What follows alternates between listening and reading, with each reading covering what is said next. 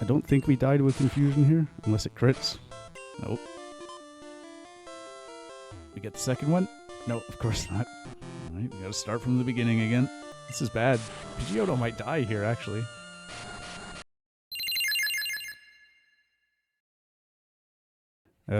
Hopefully my mic works now, and people can actually hear me, as opposed to last time.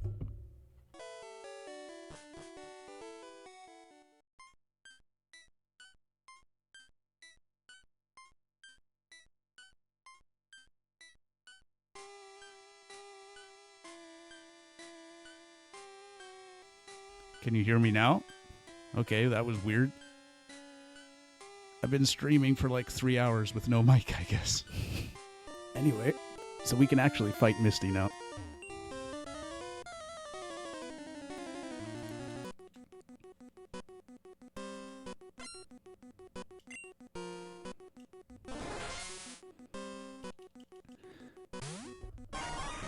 So now, with the benefit of past experience, I can pretty much just Vine Whip everything to death.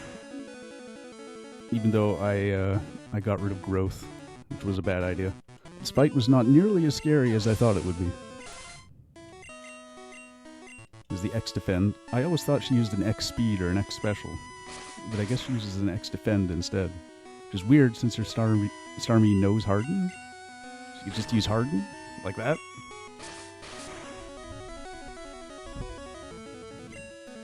Sort of takes away from a bit of the tension when you know that you're just gonna absolutely destroy everything, you know? Oh well.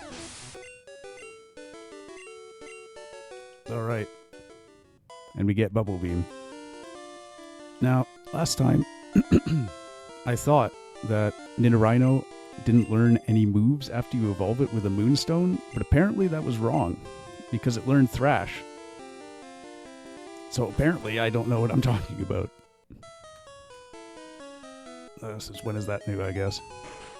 I also learned that Nidoking cannot learn Dig for some reason, which was a bit surprising.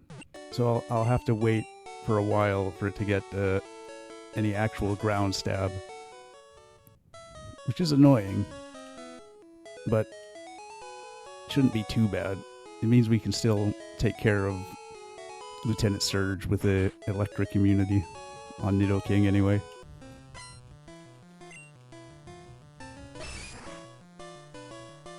This guy has a Machop and a Drowsy. So we do have to be a little careful. Drowsy will hit Nidorino super effectively. And of course, Karate Chop is what led to the disaster last time we fought one of these things. Please no Gen 1 miss, thank you. Now, the thing is, there's not really anything that's really that good against Psychic types.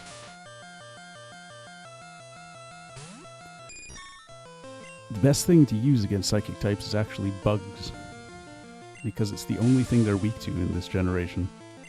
They're supposed to be weak to Ghost like every other generation, but the only Ghost type move that does real damage is Lick. And for some reason, I guess it was programmed wrong, Lick doesn't actually affect Psychic types. So the only type that they're weak to in this generation is Bug type moves. And I think the only decent Bug type move in Gen 1 is Silver Wind or Signal Beam, maybe? I don't think we die to a confusion here, unless it crits. Oh, like that, wow. Right out the gate, we lose. That's actually really bad. Right out the gate, the Butterfree dies instantly. I did not expect that to happen at all.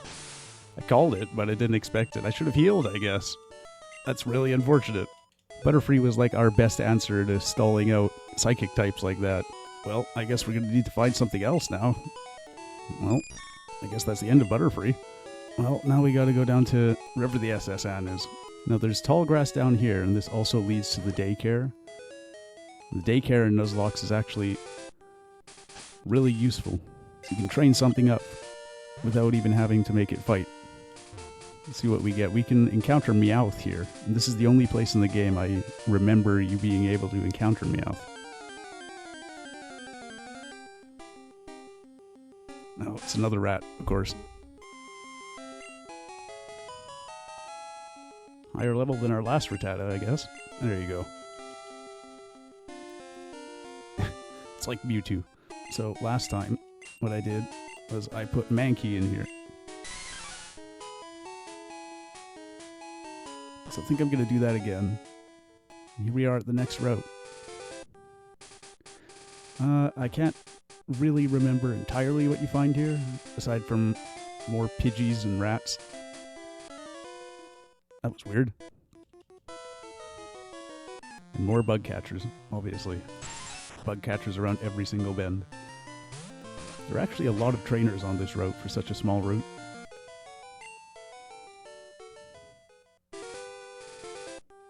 There's these two down here as well. On a date. Let's interrupt them. Nice. There's our 19. Let's get rid of Lear.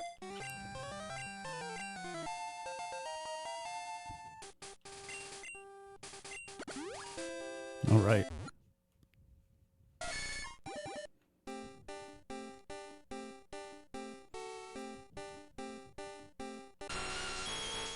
There we go. Nidoking.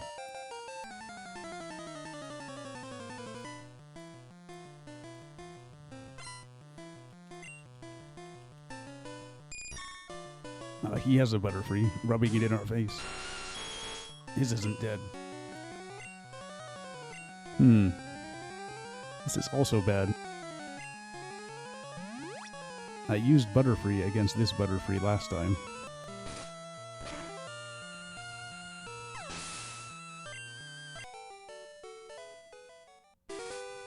Okay. I had a bit of an interesting week myself. Interesting stuff happened at work. While I was at work, I work night shift at the Safeway, right? One of the things we're supposed to do is bring the shopping carts in from outside the store so that they don't get stolen despite them having anti-theft locks on them, I guess. I don't know, it's weird. But while I was out there doing that at like 3 or 4 a.m., some guy in the parking lot like flagged me down and said, "Hey, can I borrow your phone?" And obviously I didn't hand it to him because, like, I assumed he was trying to scam me and steal my phone or something. He said he was, like, lost. He was at his friend's house and he was trying to get home. And, like, at first I said no. Like, this is weird and stuff. Afterwards, I kind of thought better of it. The guy looked like he was really out of sorts. He was, like, distraught. He looked like his cheeks were wet, like he was recently crying or something.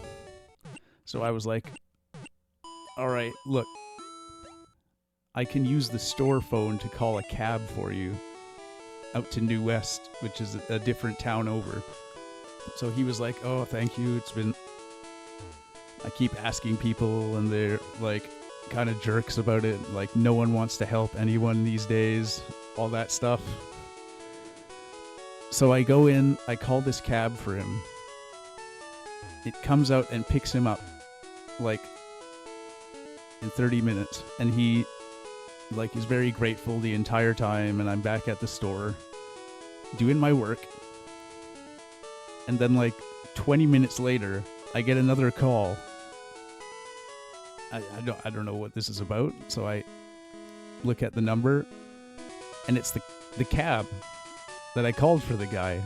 The cab driver comes up to, or phones me and says, "Hey, did you get your wallet yet? You said that you were going to go inside and grab your money real quick to pay for the cab ride." And I say, well, this isn't his phone. This is my phone. I don't know that guy. He literally just came up to me. And the cab driver says, oh, he just went inside and said he'd get money, but didn't bring any of his money. So I was like, motherfucker. I went into the store, grabbed my stuff, and said to the cab driver, if he doesn't come out in 10 minutes, I guess come back to the store and I'll pay for the cab ride. So this guy, I went out of my way to help him out, to get him out of this shitty situation. And then he fucking dashes without paying the bill And I have to pay for his cab bill after he left. I was like, what the hell, man? Anyway, we can find a drowsy in here if we're lucky. I want to catch one more Pokemon before I do the SSN stuff. You would have not paid? Yeah, I was thinking about it. Like, that... But, like, the cab driver was out $40. And I didn't want to... I didn't want to just rip the cab driver off, because cab drivers have it hard these days, I guess, with Uber taking all the business. So, like... Man, if you say you're going to pay your cab driver, maybe actually pay your cab driver. Anyway, here we are on the SSN. We're here to get cut, and there was a rival battle coming up. Without Butterfree in the party, it might be a little sketchy. When I was a kid, I always made it a point to fight every single trainer on this boat. Because the boat leaves.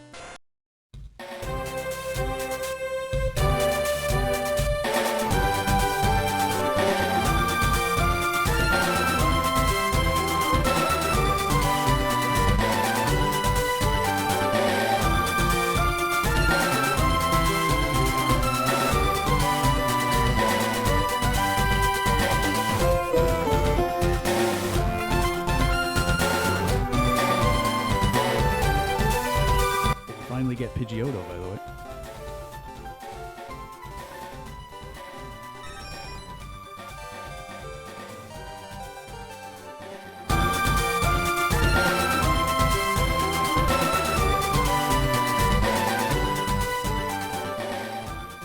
You don't have to level Blue Mage. It's just... It makes Fates a lot faster when you do have a level Blue Mage, because you can Ultra Vibration everything. Just freeze and Ultra Vibration, and everything instantly dies.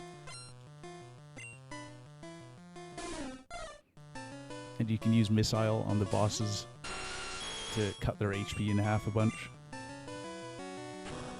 Some of the bosses are immune though, like the big actual zone boss Fates. Here's the famous Rattata that dies later on in the game, supposedly. The next rival fight is at Pokemon Tower, and conspicuously, the Rattata is absent from Gary's party. Spoilers. This game is like 30 years old. Also, they don't actually say that Rattata is dead. It's just conspicuously missing from his party. And also, he's at the part of the game where people go to bury their dead Pokemon. So, it's like heavily implied through context clues. They never actually outright say it, though. There we go, breeze through him. Nidoking is just too good. Nidoking and Weepinbell just carrying me through the entire game. Don't need anything else. We'll use our healing hands to heal his seasickness. Okay, so important. The last time I did this, I accidentally overwrote Vine Whip, and we really don't want to do that. Don't know what we do want to get rid of, though. I guess Poison Powder, I don't know.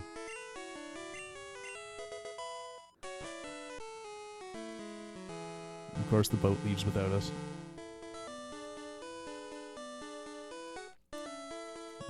Never to be seen again. Alright, let's heal up and see if we can't take care of Lieutenant Surge. So over there on that route also is the entrance to Diglett Cave, where if we didn't have Nidoking, we could go over there and catch a Diglett. Might do that anyway, since Diglett is actually a pretty good Pokemon in this generation. If we go through the entirety of Diglett Cave, we can get to the other side and end up back before Mount Moon. Let's buy like a bunch of Super Potions, by the way. And let's also buy a bunch of Repels.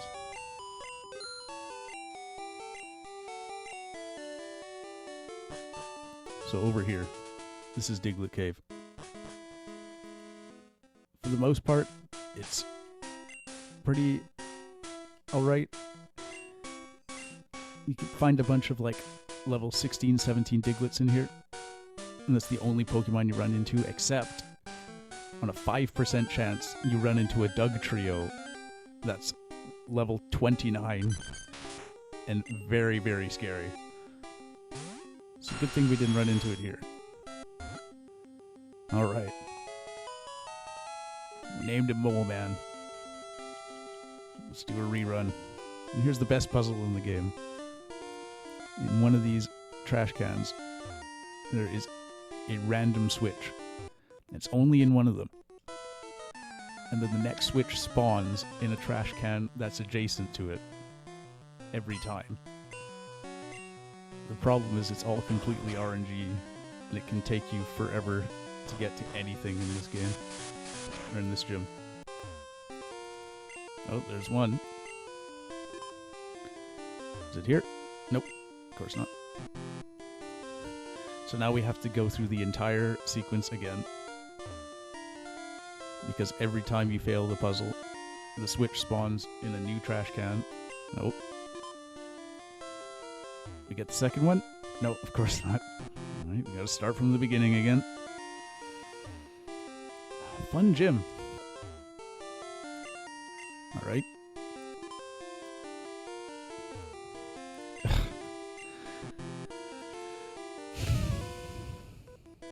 Let's just fight this guy. Alright. So that's all the trainers. You don't need to worry about them anymore, I guess. Please let me into the gym fight now. Okay. Please. Oh, finally. It's not even a hard puzzle. It's just like rolling the dice 7 times. Shock us into surrender. He's the most American man Japan has ever created.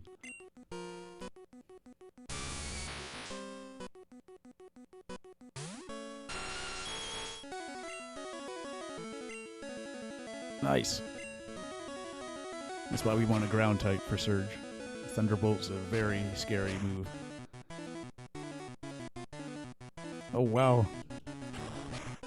That crit was almost very scary.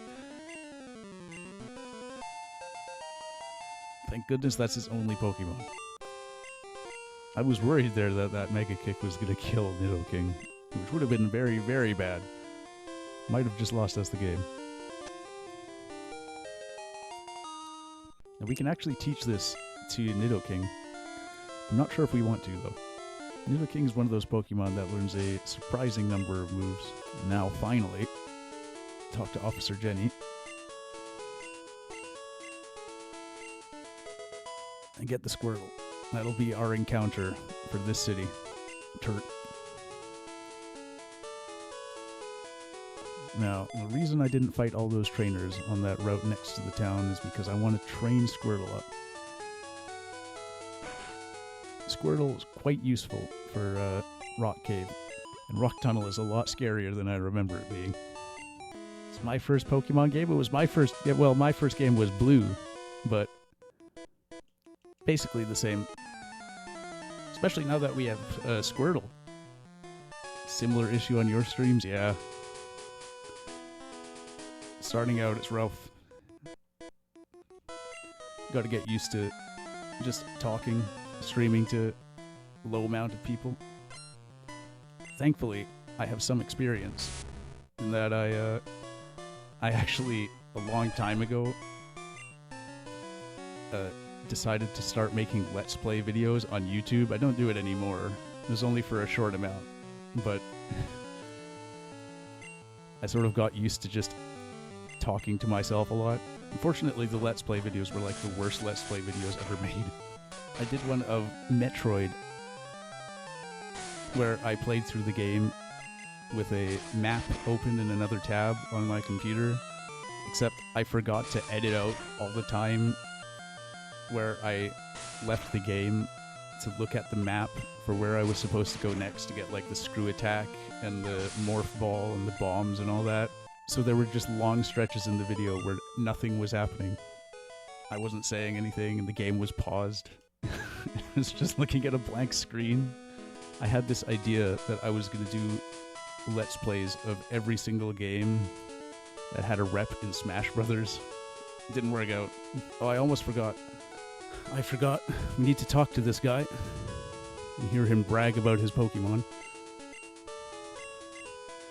So we can get the bike pass.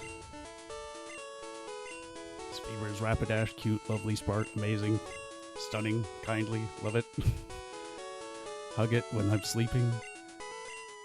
You know, I feel like this guy likes Pokemon a bit too much. He's a bit too into that Rapidash. There's no laws against Pokemon, Batman. Alright, let's get this Squirtle leveled up.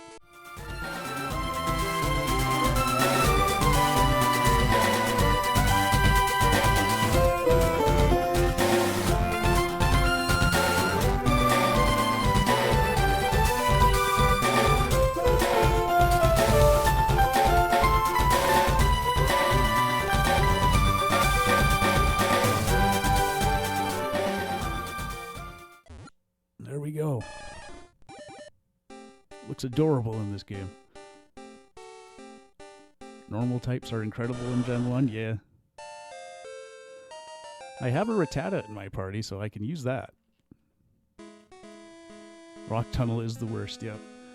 It's so long from start to end. It's like there are so many trainers that you can't see in Rock Tunnel that just sneak up on you.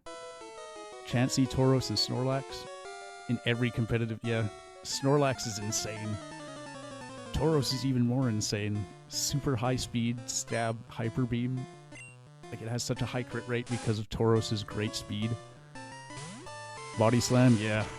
That's what made Snorlax the super monster in Gen 2 competitive. You have body slam, rest, sleep talk, and one other move I forget. Rest and Sleep Talk is already a super broken combo in Gen 2. Because if you Sleep Talk or Rest, it'll fully heal you again. And then if you Sleep Talk a Body Slam, you have an 80 base power stab move that paralyzes. Razor Wind, yeah. I never understood why Razor Wind wasn't a flying type move. I don't think there's actually... I think Ancient Power might be the only rock move in the game with 100% accuracy. You mean can't escape? Please don't kill me. Okay, thank you. Gust is a normal type, dude. Yeah, in this gen it is. I think starting in Gen 2 they turned Gust into a flying type move, which actually makes sense. But they never changed Razor Wind to a flying type move. It's always been normal for some reason, and it's always been terrible. Sky Attack, yeah. Even Fly is just better, because at least with Fly, you can't get targeted for the first turn. Sky Attack with a White Herb. High Attack, Ho-Oh. That was the strat. It wasn't a very good strat, but it was a strat. Let's check on our monkey. How's he doing? By 4? Sure. Mankey is probably useful in Rock Tunnel too. This guy is not going to evolve until level 28, which is a while away. Oh, we get Karate Chop. Nice. So there are also a bunch of trainers up here. And I forget really what you can encounter in this tall grass. I think you can find Ekans here. It also wouldn't be amazing. It'd be something different. Really need to get Pidgeotto a flying move. Ugh. Well, that's what we have the antidotes for. Thank God we haven't needed them up till now. Alright. Just send out Nidoking, Thrash again. Proven strategy. Starting to get a bit overleveled though. Not that that's a huge problem. Thankfully we cannot be poisoned. We are poison type. It says that's not very effective, but that is a bugged dialogue box. It's neutral effective. Nidoking is tanky. Nidoking is just like the best. I didn't realize how good it was. I think the speedrun uses Nidoking. Because obviously the Pikachu you get at the start of the game can't evolve. So it's kind of really bad. The other thing is Nidoking has really, really high attack. It is not the fastest though, which is its downfall. Alright, before we do anything, let's make sure our bird doesn't die. Oh, we forgot to use the bike voucher. Ugh. Can we get back? Just up here. Let's go use the bike voucher real quick. Although that won't free up a inventory slot, will it? We still need to... You can sell the Seismic Toss TM. Seismic Toss isn't great. It's useful for Chansey, but there is no chance. Oh, alright. It's the first time we've seen Beedrill. Real intimidating. Pokemon Violet. Yeah, that's... the one Pokemon games, Scarlet and Violet, that I haven't quite made it to yet. I played every other Pokemon game, but I started getting a bit turned off around Scarlet and Violet. But if we go through with my plan to nuzlocke through the gens of Pokemon, I'm gonna have to get it, I guess. I've heard it's a lot better than it was on launch, where there were all those crazy bugs. Because I was an enormous fan of Pokemon when I was a kid. Couldn't stop playing the games. But once I got to like Sun and Moon, I felt that I sort of fell off a bit. Wasn't as excited. And then Sword and Shield really put me off. So I didn't get around to Scarlet and Violet. It's good, and it's still slightly buggy, but nowhere near launch. That's good to hear. Some are due to low frame rate. Yeah, see, that's the issue. The other issue is that it's a game on the Switch, right? And like, the Switch is cool and all, but it's a really underpowered console. There are like a lot of folks who are really big on the Switch, and I like the Switch. It's just like, it was a console that was released to compete with like the PS4, and even in that generation it wasn't really great. Think about it, the Switch in one way can outdo the other consoles. Well, it's definitely more portable than the other consoles, that's for sure. The Steam Deck kind of messes with that whole dynamic a bit, but you only get the Nintendo exclusives on the Switch as well. My Switch is one of old original generation Switches, so its battery power is not amazing, which is the downfall for the portability for me. I really like my high battery power portable stuff. So the only thing I care about when buying a new phone is how much battery life it has. Ugh. It's not wrapping you or exploding in your face, it's lowering your accuracy, I swear. I remember really liking the 3DS. It was one of my favorite Nintendo consoles. And not just because I got a special one with a special Pokemon decal on it. That made me the coolest kid. Granted, it was a Pokemon X and Y decal, so... you know, swings and roundabouts. You know what the funny thing about the Switch being a portable and a home console is?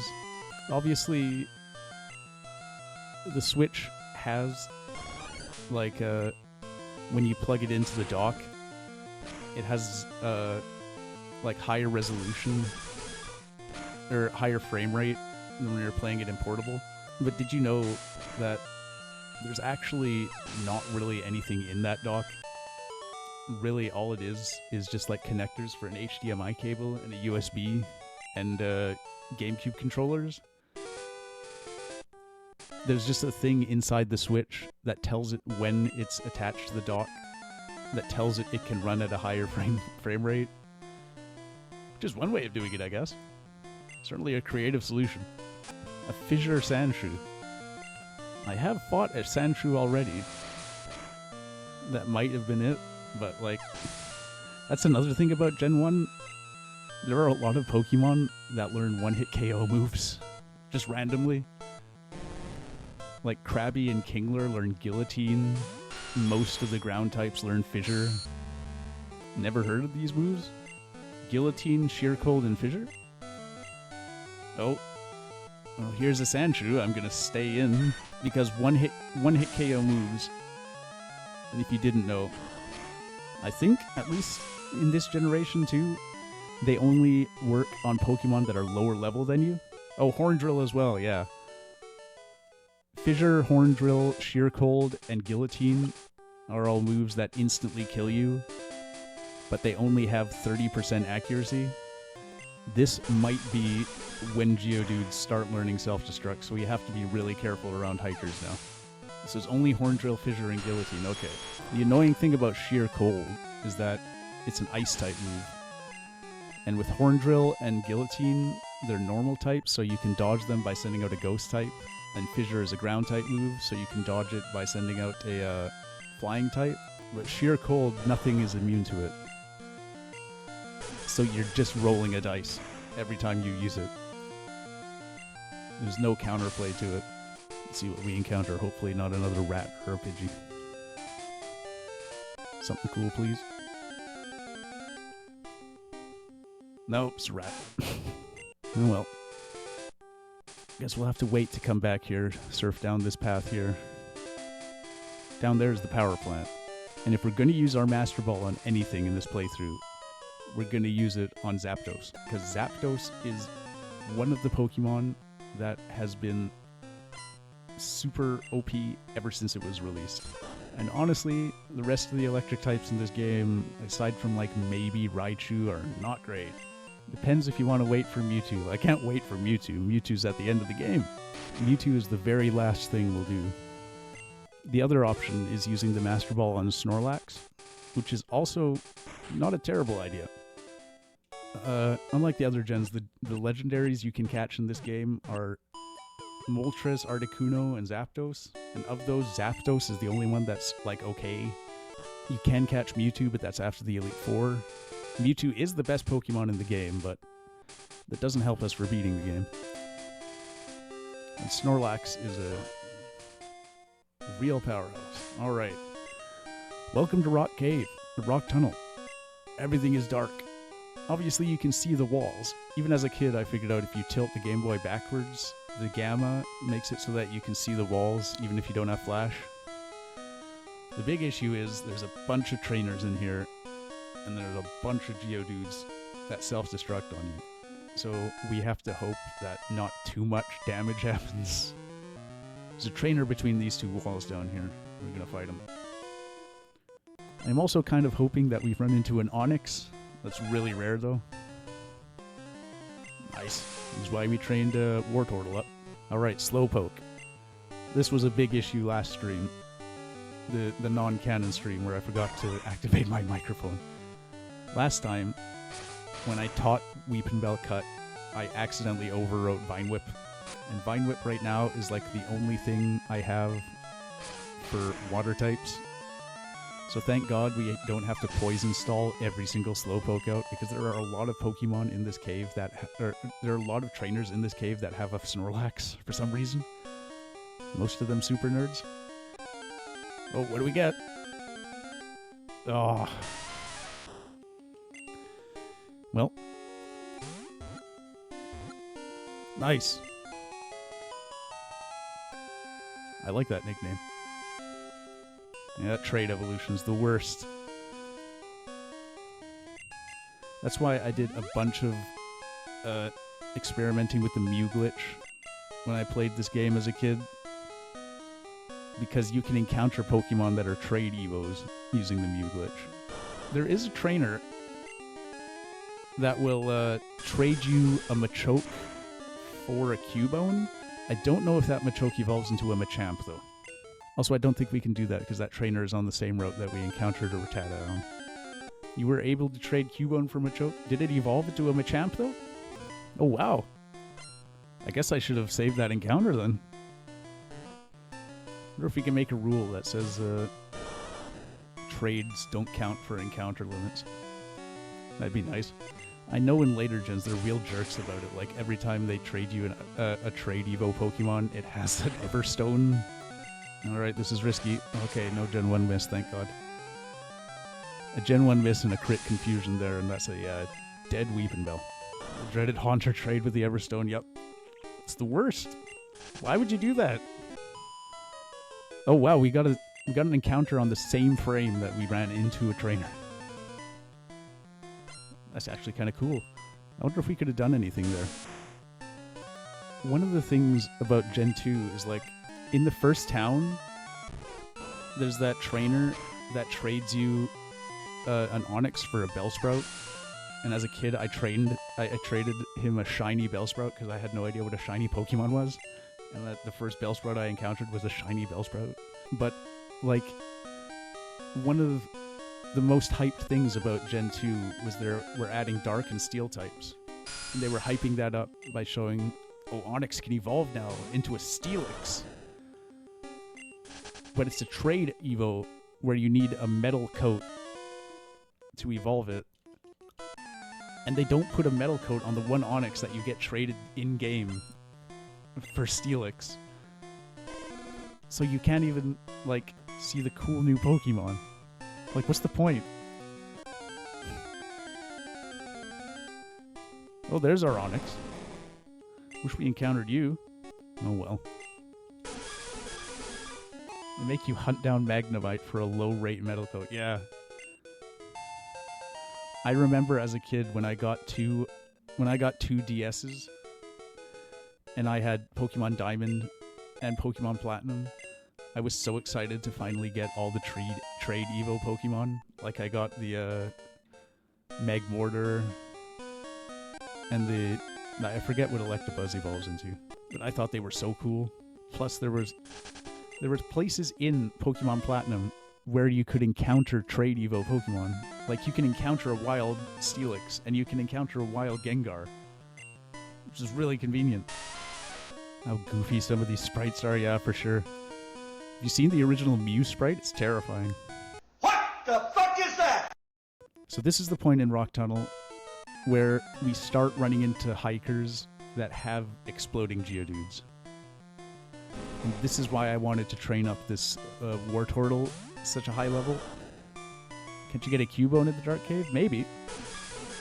The only place I remember where to actually encounter Cubone is in the Safari Zone. So, like, even if we do want to trade for the Machamp, it's going to be a real toss-up. Alright, here's the first bomb.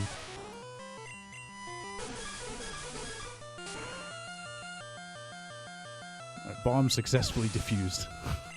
Every time now a trainer sends out a Geodude or an Electrode or a Voltorb, I'm like... my poor heart. Please don't. Outsiders like me. Right, more bombs. Everyone in this cave is just a terrorist. Grappler. Right, this is the Grappler. This guy is scary. Okay, good. Because he has a lot more attack than Geodude, and he also knows self-destruct. Cubone is in Pokemon Tower, then we're probably not encountering it. I think it's like a 90% chance to find a Ghastly in there.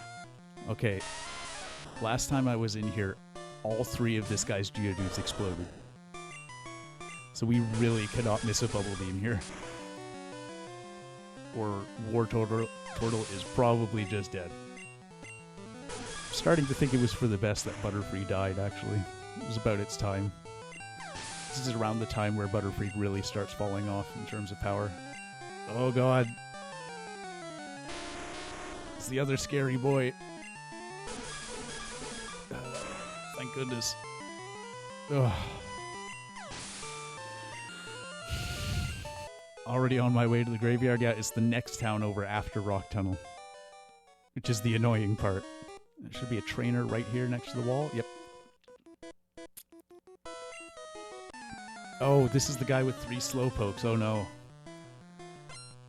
This is going to be an issue.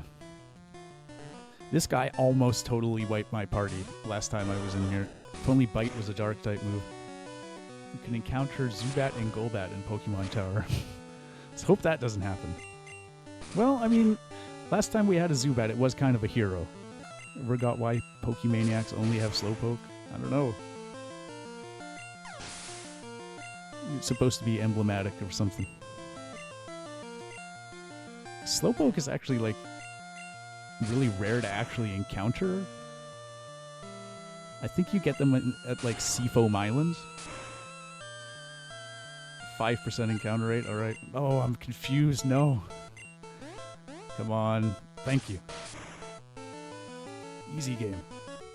Because I would really, really rather have a Ghastly than anything else.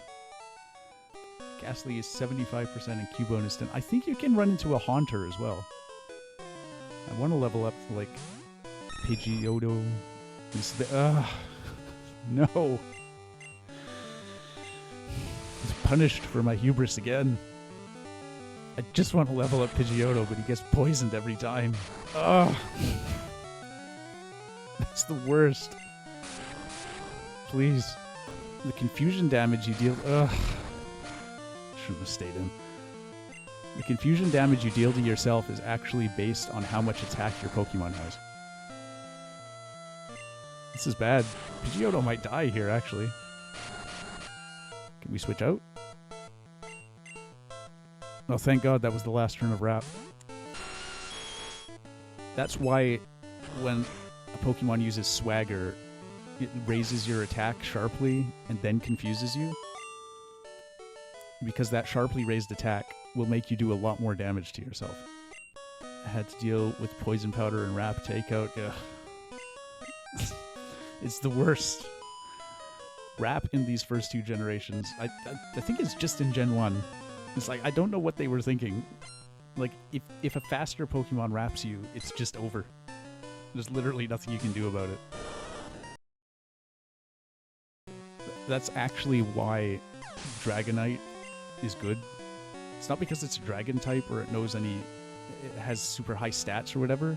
Dragonite is good because it's the fastest Pokemon that can use Wrap in Gen 1. So it can outspeed and just, like, completely deny every other Pokemon from playing the game. Bind, Wrap, Clamp, and Fire Spin. Shiny Swinub, nice! I heard that it's a lot easier to get shiny Pokemon in Scarvi. A friend of mine shows the results of all of the shiny hunts they've been doing. I'm like, man, I remember after I found that shiny Bellsprout, the first shiny Pokemon I ran into wasn't until Gen 3 when I was hatching a million Aron eggs, and I hatched a shiny Aron. And that's why Aggron is my favorite Pokemon. That happened again, by the way. Then the next shiny after that wasn't until Pokemon Platinum, where I found a shiny Bibarrel. Yeah, that's what I'm saying. These days, all these kids are finding shiny Pokemon left and right, and I remember when finding a shiny Pokemon made you the coolest kid on the playground. I remember when there was debates about whether shiny Pokemon even existed or not. Because obviously there was the red Gyarados, but that was just like, you know, that was programmed into the game. Everyone knew about the red Gyarados. I remember it's like, you know how the truck outside the SSN with the Mew underneath it if you use strength? Out of the cave, by the way. Thank God. I remember it being like a playground myth like that, where like some guy got a Pokemon that was a different color that it was supposed to be. And everyone was like, no way, there's no way. First shiny was Gen 6? Gen 6 would be X and Y, I think? That's right after they increased the shiny odds. I got a lot of shinies in Gen 5 because of that's how they that's when they introduced shiny chaining. Alright, Squirtle did its job. Let's train the monkey up. And I think we're just gonna deposit. Oh man. You got Pokerus twice? That's even rarer than the shiny. Oh, we can buy Great Balls now, by the way. Oh, and Super Repels. Hell yeah. Oh, we should probably pick up an antidote. We used our last few. We really do not want our Pokemon dying to poison. Okay, so we need to go up the tower. Down here, I think we can't access because there's a Snorlax there. Over here is the way to Celadon City and the Pokemon Mart, where we need to make a few decisions. Do we go up the tower first, though? I can't remember. Can we do anything in the Pokemon Tower right now? Or do we have to go to Celadon first? I know we can fight the rival and catch a Ghastly. I guess we do that for now? There's the creepy music. I like how the graveyard has a receptionist desk. Alright, Gary, what you got for me? mourning his dead Rattata. Can't reach the top because no Sylph Scope. Right, okay. So we should not be in here right now. Especially with a level 25 Fearow staring us down. Holy crap.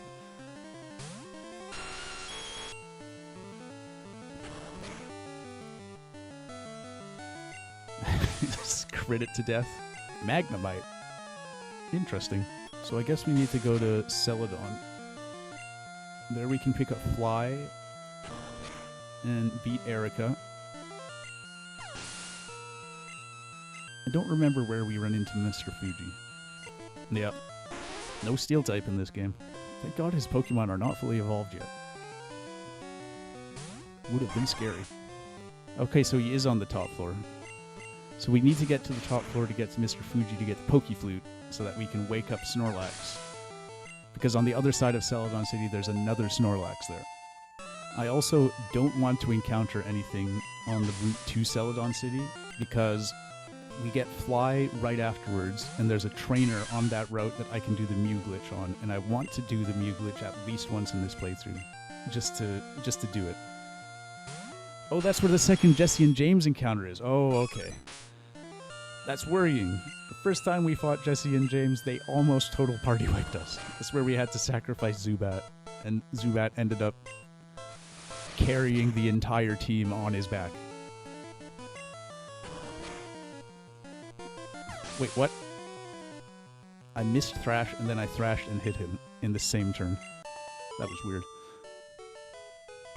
So the other thing is, Erica's the Grass-type gym leader, and I don't think we have anything that's really great against Grass, other than maybe Pidgeotto? So I guess we want to train Pidgeotto up rather than Monkey? Oh, what are we going to get? What are we going to get? Oh, we can't encounter anything right here. Right, we need the Sylph Scope to even catch Ghastly. Okay, so I guess this encounter doesn't count?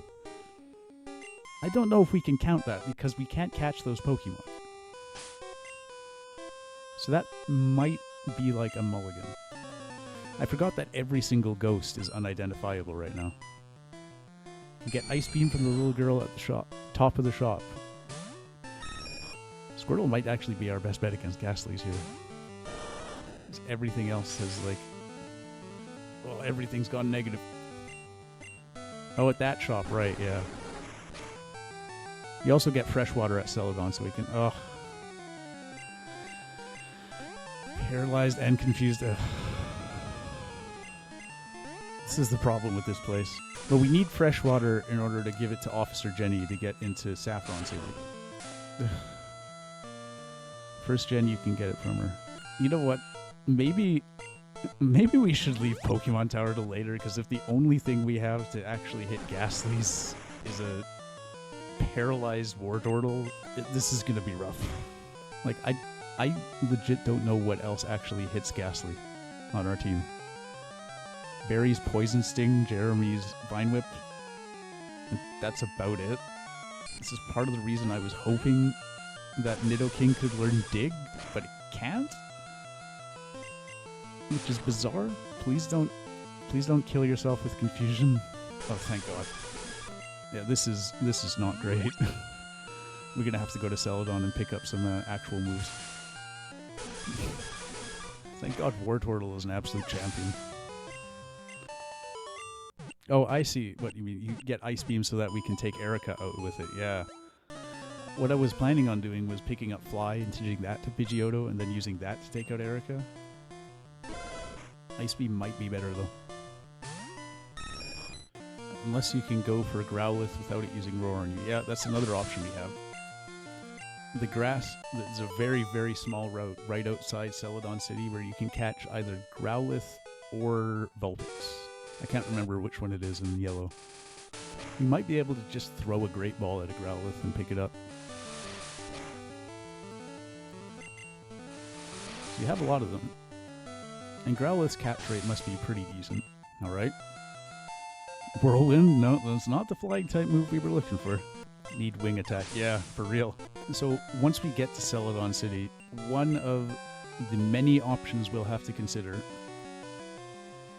is there are actually a bunch of Pokemon we can get there, but we can only get one. So in the game corner, we can pick up a bunch of interesting Pokemon, or we can go to the top, behind the department store, go to the top of the apartments, and pick up an Eevee, which are both pretty decent options. I forget what the game corner has in terms of Pokemon. This guy, we cannot fight this guy yet, who's staring at the door there. Gift Pokemon are usually allowed, doesn't count as an encounter. Nah, otherwise you could just clean out the game corner. I don't like doing the gift Pokemon rule. I'm like, you get one Pokemon per area. That's why I didn't pick up the Magikarp in front of Mount Moon. And why I'm a bit iffy on trading for the Machoke. Okay, so this is the world's smallest route here. This tall grass is where we can encounter Growlithe. What do we get? Ugh, nope. Well, looks like the Growlithe plan is off the table. Here we are. Basement under the game corner. Shh. Team Rocket's on you. There we go.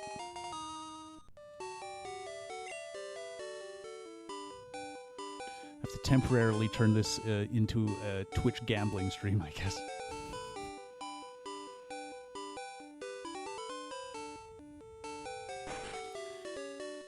Alright, let's see. Scyther, Pinsir, and Porygon. Interesting. I don't actually know Abra, Vulpix, or Wigglytuff. I don't actually know if Pinsir and Scyther are really all that good. Porygon is an interesting one, because it has decent special and it's a normal type, but its stats are not amazing. Abra, we cannot evolve into Alakazam, but Kadabra is still pretty okay. Vulpix we could take to fight Erica, but then that would preclude us from picking up Eevee. They aren't, but you can get them in the Safari Zone. Yeah. First things first, we need to get to the top of this department store. Oh, this is where we get elemental stones. We need to pick up a grass stone. I'm going to quickly look up what moves Weepinbell learns. Because after you evolve a Pokemon with an evolution stone, its learned moves go a bit weird. Yeah, so if we evolve Weepinbell, it won't learn any new moves anymore. And Razor Leaf is at level 38. I don't know if we want to wait that entire time just to get Razor Leaf. Razor Leaf is pretty good, but it's also it's only 55 base power with the crit move. And we have Vine Whip, which isn't amazing. And we can teach it Mega Drain when we beat Erica, so the crit though, yeah, I don't know if I'm waiting till level 38 though. That's 12 more levels just to get, I mean, I guess we can. More PP with Razor Leaf? Yeah, I guess so. So now we can get into Saffron City. What do I get for a freshwater? Oh, that's Ice Beam. Okay, cool. That's a good backup plan. 48. Rock Slide. We are absolutely putting Rock Slide on Nidoking right now. Rock Slide, super good move. Unfortunately, not perfect accuracy. Let's get our last one. 49. Try Attack. Okay, so that is a TM specifically for use with Porygon, who I think learns it naturally by level up anyway. Try Attack is not a terrible move. It's like 80 base power normal. It's just, like, not the best. Wait, hang on. Mankey can learn Thunderbolt? Why? For what purpose? Dodrio and Magneton can learn Tri Attack too. Okay, that makes sense. Okay. So, Mankey can learn Dig. I think I'm going to do that, so that I have something that's useful for fighting ghosts. And so I can have a free escape rope. I'm going to go give this fresh water to Officer Jenny real quick, so we can get into Saffron. It's Fist of Thunder. I think it'd be Thunder Punch then.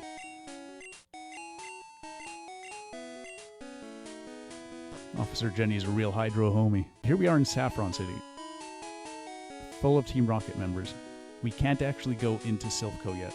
I think we have to fight Jesse and James at the top of Pokemon Tower first. I don't know if there's anything we can do here other than fight the fake Pokemon gym to get Hitmonlee or Hitmonchan. I was always a bigger fan of Hitmonchan when I was a kid because I had a foil Pokemon card for Hitmonchan. Everyone was a huge fan of Hitmonlee, but I always liked Hitmonchan more. Plus I like Jackie Chan more than Bruce Lee. Alright, finally. We can actually revive our fossil now. I don't think we want to, though. Prefer Jackie. He's just so fun. Okay, so we need to train Pidgeotto up. Maybe evolve it into Pidgeot on the trainers on the route next to us. We also need to train Mankey up so that it can handle the Ghastlies in Pokemon Tower with Dig. A lot of stuff to do. And the other thing with the game corner in here is, first of all, we get a lot of free coins by just talking to people. But also, the way the game corner works is a bit weird. All of these are obviously pachinko machines, right? Or slot machines. But the way they function is that there's a random seed set at the start of the game that has to do with the trainer name you put in. Much like for everything else in this game. One of the things that random seed determines is the likelihood that these slot machines will give you jackpots. So some machines are actually way luckier than others, and you can just keep rolling wins over and over again. But unfortunately, it's impossible to tell which machine is the lucky one. So most of the time, I just spent a bunch of money to get a bunch of coins. But I think it would be more expedient to try to find out which machine on this seed is the lucky one. Because I think it's a pretty decent chance. Also, can we get into the hideout now? I forgot this was a fight, to be perfectly honest.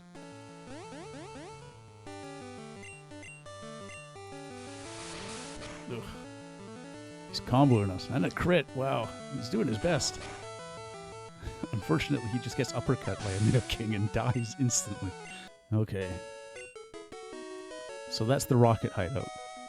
That's where we fight Giovanni for the first time, who is also a really scary fight. For now, though, there's a lot of stuff to do. We have just opened the game way up. And we need to train up a couple Pokemon in order to get competitive. So I think for now, because it's getting pretty late and my throat is getting kind of sore again, I think we might call that a successful stream.